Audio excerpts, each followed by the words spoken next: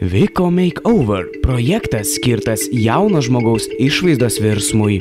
Projekto vykdyme pasitelkiami Vilniaus kolegijos kosmetologijos, įvaizdžio dizaino, šukuosenų dizaino ir kitų specialybių studentai.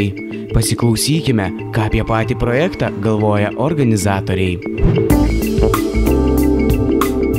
Šio projekto eigoje aš labai norėčiau visus kolegijos fakultetus 8 sujungti į vieną darbą.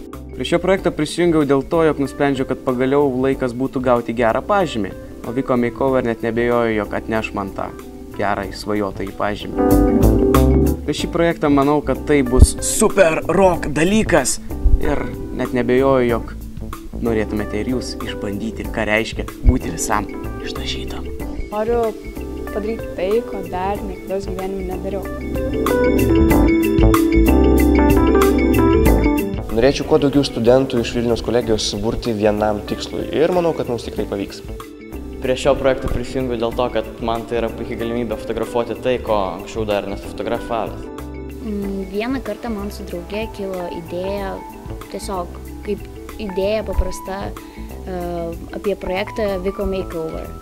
Ir laikui bėgant projektas pradėjo judėti į priekį. Šiuo metu projekte dalyvauja 3 skirtingi fakultetai. Tai sveikatos priežiūros fakultetas suteikia mums visažistės ir dietologė, tiksliau sakant, dietetikos konsultantė. Taip pat elektronikos informatikos fakultetas šiuo metu bando suveikti mums serverį, kad galėtume rašyti blogą, bei menų fakultetas, kuris organizuoja visą šitą renginį. Mes tikrai padėsim pasikeisti visiems, kurie tik norės dalyvauti pas mus. Na ir be abejo, tai puikia praktika mums kaip kultūros vadybininkams bei kitiems, kurie dalyvauja mūsų projekte. Visažistai, kirpėjai ir visi kiti žmonės atsižvelgs į dalyvių poreikius. Jeigu jie sakys, nekirpsim ant plaukų, tai reiškia, daug nekirpsim. Tikslas yra tikrai pakeisti žmogų, tiek jo makiažą padaryti jam gražų, paaiškinti, kaip daromas paprastas vakarinis makiažas ar kažkoks ypatingas, paaiškinti, kaip pasidaryti paprastą šukuoseną, pakeisti žmogaus stilių.